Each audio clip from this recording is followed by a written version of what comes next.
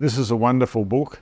It was published in 2011, and I think it's one of the important books that everybody should read if they have the opportunity to do so. It's called Sapiens, A Brief History of Humankind by Yuval Harari, who is a professor of history at the Hebrew University in Jerusalem and is a wonderful philosopher.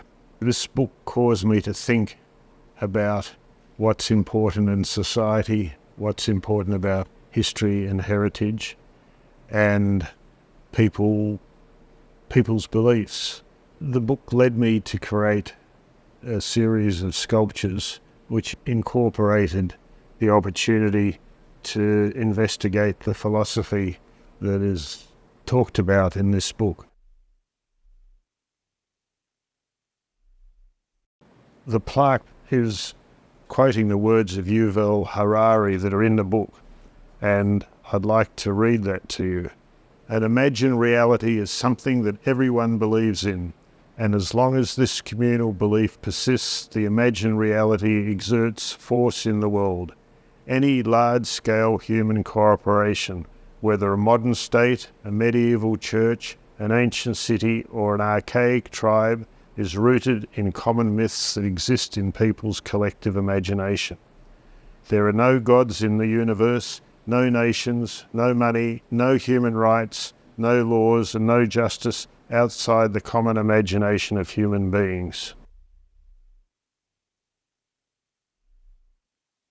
The recent thoughts of this author, I think, are very important. His thought is that AI threatens the survival of human society and of human civilization.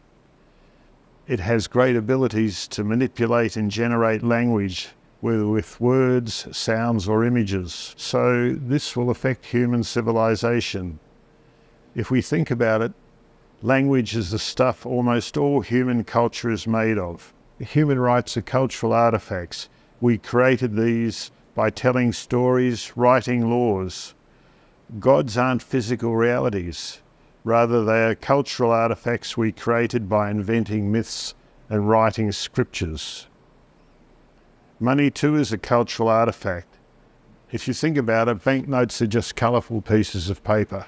They have no intrinsic value. 90% of money isn't even in banknotes. What gives money value is the stories that bankers, financiers, finance ministers, and people who have cryptocurrency have invented. We all have to think about AI, because we have to ask the question, what would happen once a non-human intelligence becomes better than the average human at telling stories, composing melodies, drawing images, and writing laws? The impact of AI tools that can be made to mass-produce political content, fake news stories, and scriptures for new cults. That's why I think this is an important book and why I think it's important philosophy. The difficulty for me when I'm trying to create a form is not the idea. It's how do you create a form that conveys the idea.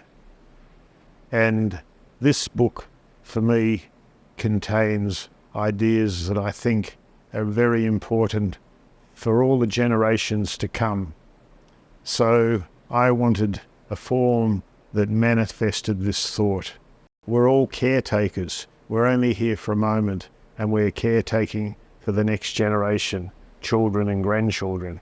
So the form for me is a fulcrum for contemplation.